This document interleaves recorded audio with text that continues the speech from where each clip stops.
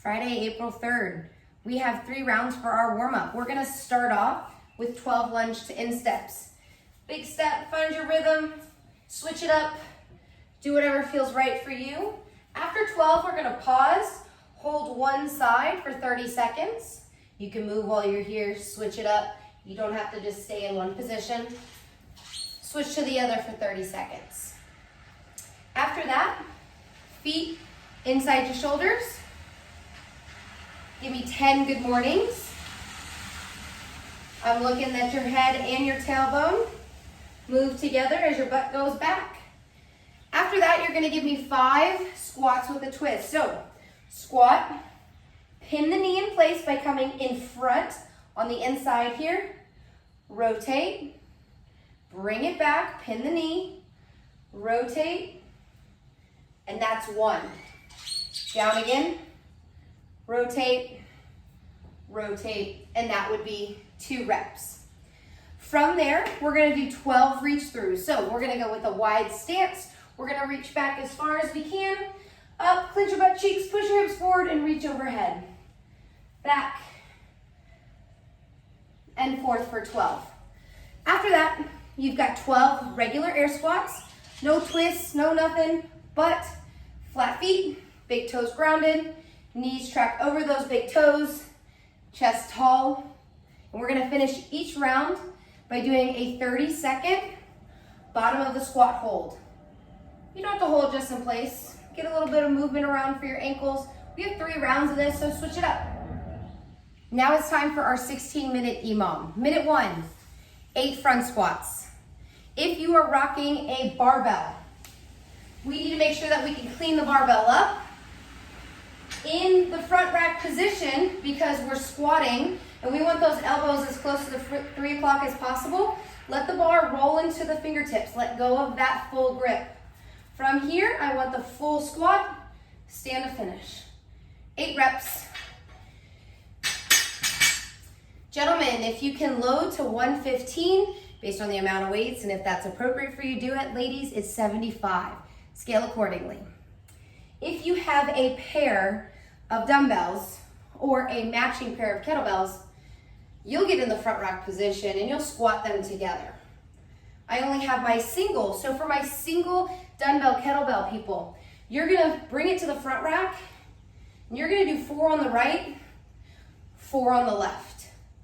My odd object people, with my baking soda, I can hold it in the front rack and do 4 and 4. Now, if your piece of equipment's really odd, you can goblet squat it. It's totally fine. Figure out what works for you based on what object you have. The second minute is a kettlebell swing. If you have a kettlebell, great, it's going overhead. Load, unload, finishing on top of us, ribs down, load again, and go. We've got 16 in a minute. So hopefully you have a bell that's appropriate for you. If your bell's a little too heavy, go to Russian. Otherwise, let's go to American. If you only have a dumbbell, no worries. You're gonna grab your dumbbell like so, and same thing, load, unload, 16 reps. Odd object. This is where you have to get creative.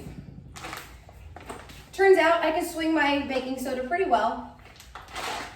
It is a little weird the first few times, but I still can load the posterior, unload, and bring it overhead. 16 minutes, have fun. We're gonna finish out the day with some Tabata work.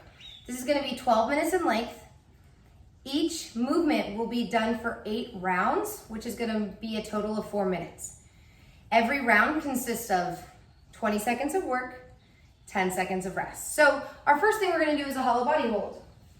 3, 2, 1, go. We have 20 seconds. So we can have our arms overhead.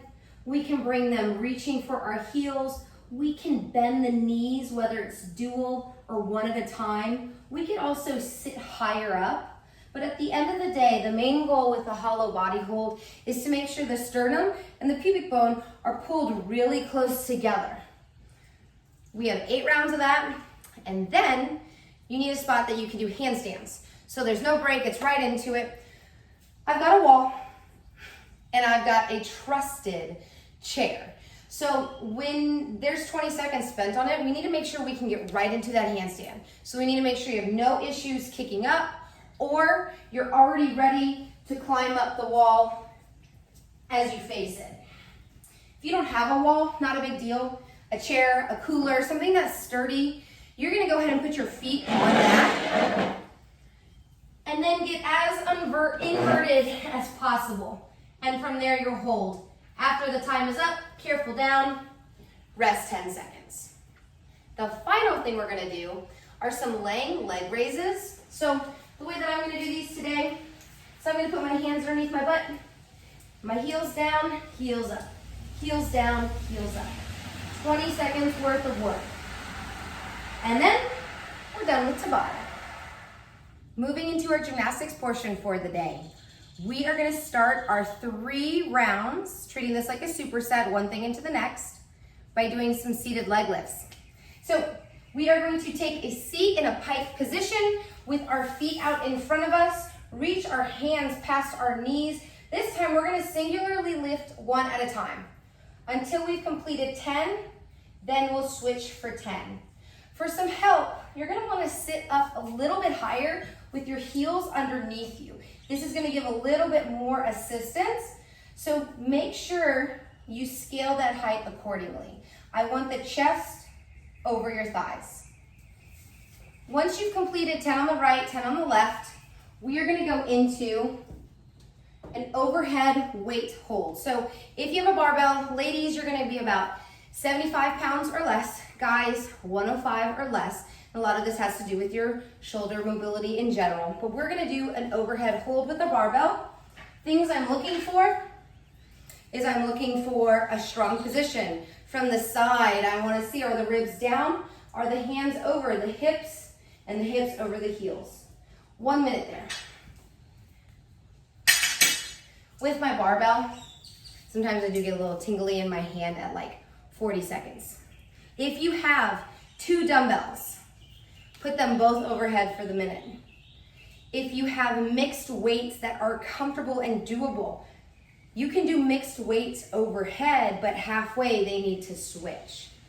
But if you're like me and you've got one of everything, I'm gonna take my 1 dumbbell and I'm gonna bring it overhead.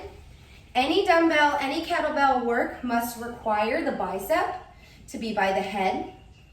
Thumb is back, and when I turn to the side, I'm stacked again. I'm going to spend 30 seconds here before I switch, however I see comfortable, and 30 seconds. Once we've completed that, we are then gonna get to our trusty piece of equipment. I've chosen my chair, I trust it. If you have a box, use a box. If you have a cooler, use a cooler. What we're gonna do is a half circle around the chair, some shoulder taps, a half circle back, some shoulder taps. So let's see what that looks like. Hands down first, feet up second.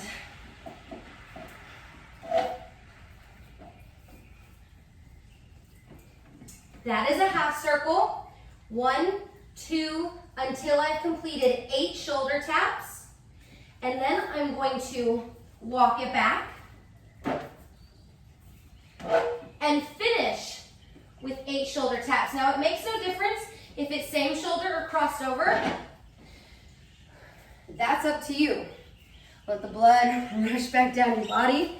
And then let's do 1 minute of stretching. So for the first 30 seconds of that, we're gonna do a shoulder stretch.